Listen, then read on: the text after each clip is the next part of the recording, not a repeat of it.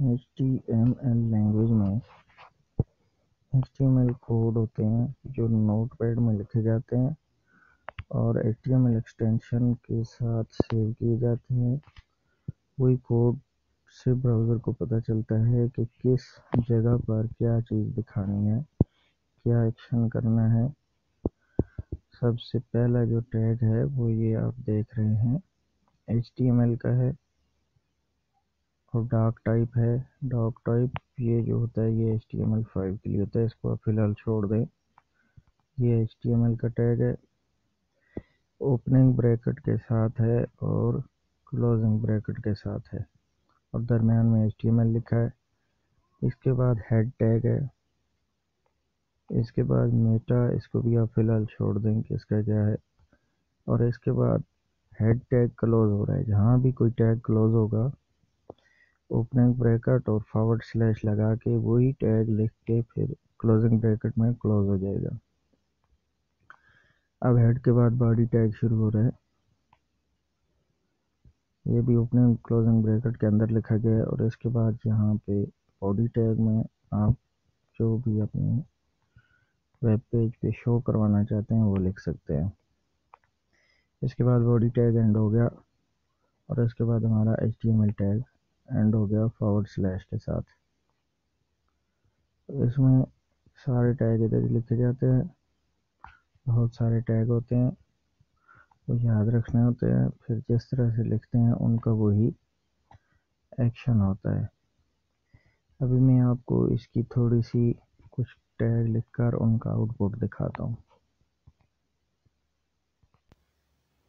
देखिए, जैसे अभी आप चाहते हैं कि आप अपने ब्राउज़र में हेलो वर्ल्ड या कुछ भी ऐसा शो करवाएं, तो उसके लिए आपको मैं यहाँ थोड़ी छोटी सी मिसाल से समझाता हूँ कि हम कुछ टैग लिखते हैं और फिर इनको जैसे आपके ब्राउज़र में शो होगा ऐसे ही यहाँ प्रैक्टिकल में थोड़ा देखते हैं।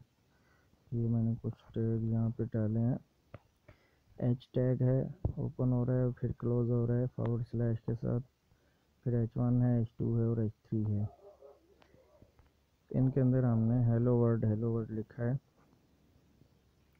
ये अभी आपको पता चल जाएगा कि शो कैसे होगा। ये जब फाइल नोटपैड में आप इस तरह लिख के उसको सेव करेंगे किसी जगह और उसकी एक्सटेंशन आल कर देंगे और आल में फिर आप अपनी फ़ाइल का नाम देंगे इंडेक्स और उसके बाद एक छोटा सा फुल स्टॉप यानी डॉट लगाएंगे, पीरियड, और उसके बाद लिखेंगे HTML।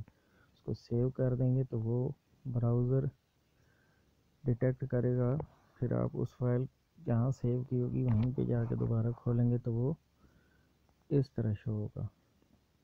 ये देखें, जो पहला हमने H टैग के अंदर लिखा है हेलो वर्ल्ड वो छोटा है, जो H1 टैग के अंदर लिखा है वो काफ़ी बड़ा है, H2 वाला उससे छोटा है और H3 वाला उससे छोटा शो हो रहा है। ये H1, ये H2, ये H3 और ये सिंपल H में जो हमने डाला हुआ है। तो इसी तरह बाकी टैग भी डाले जाते हैं। पैराग्राफ का टैग होता है और उसके अलावा फॉर्म यूज़ किए जाते हैं। फॉर्म का मकसद सबमिट वगैरह होता है और इसके अलावा स्टाइल के लिए फिर CSS के टैग होते हैं और कुछ ख़ास सेक्शन के लिए जावास्क्रिप्ट के भी यूज़ होते हैं। तो उम्मीद है कि आपको कुछ अंदाज़ा हो गया होगा। अगर ना भी हो तो मज़ीद आप क्वेश्चन भी कर सकते हैं। इसी तरह अभी हम देखें, मैंने H टैग को भी ख़त्म कर दिया, H2 को भी ख़त्म कर देता हूँ, H3 को भी ख़त्म कर देता हूँ, H1 रहने देता हूँ और ये H1 थोड़ा सा कट गया है तो इसको मैं अभी फॉरवर्ड स्लैश से क्लोज करता हूँ, H1 लिखता हूँ,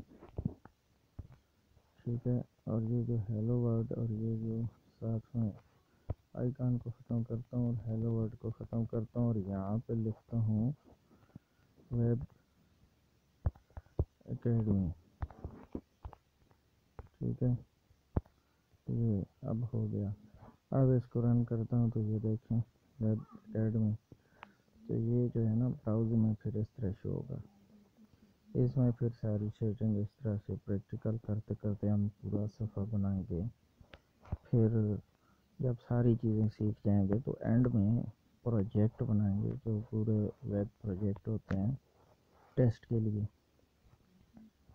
तो ये जो वो भी आपको नोट्स दिए जाएंगे, कोड दिए जाएंगे, उनका प्रैक्टिकल करके आपने सेव करके फाइल वापस हमें भेजनी होगी, जिससे ये पता चलेगा कि हाँ आपने कामयाबी से कर लिया है और आपको समझ भी आ गई है। तब अगले स्टेप पे जाया जाएगा।